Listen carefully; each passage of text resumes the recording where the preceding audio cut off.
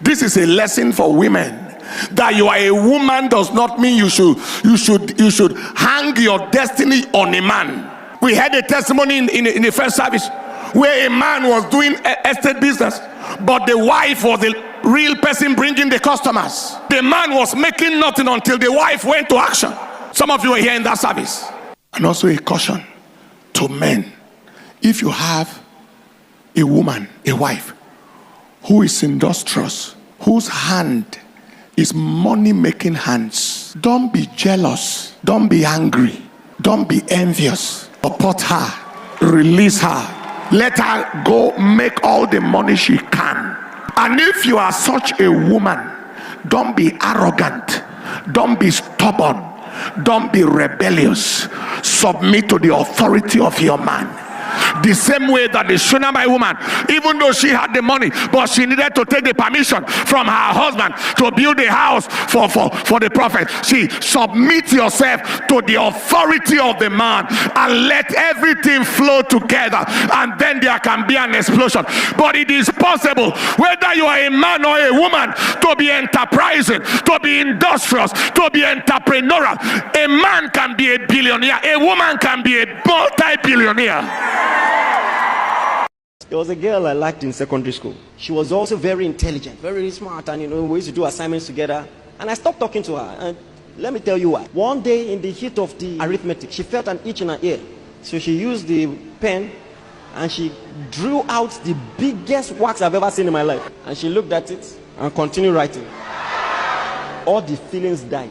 I never gave her feedback till date. I just stopped talking to her. There are some things you might be doing that are too personal for people to tell you about, but they are closing a lot of doors. Men look on the outward appearance, but God looks on the heart. And like I will tell you often, it is not God you are dating. It's not God you are going to get married to. Appearance actually is important. The halo effect is not fair, but it's a reality. Whether you like it or not, you are constantly judged by your appearance. It is statistically proven in an interview.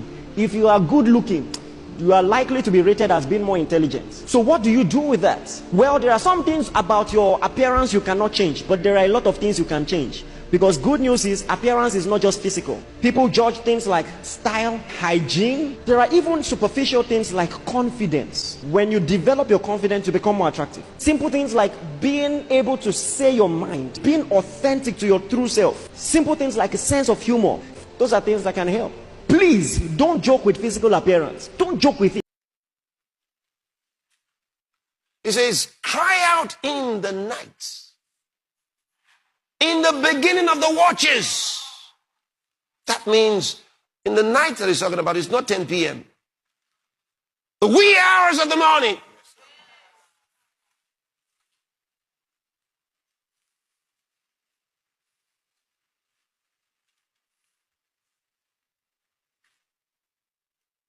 In the beginning of the watches, pour out thine heart like water before the face of the Lord.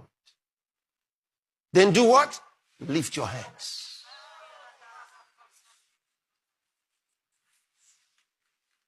It says, lift your hands toward him for the life of thy children. For the life of thy children.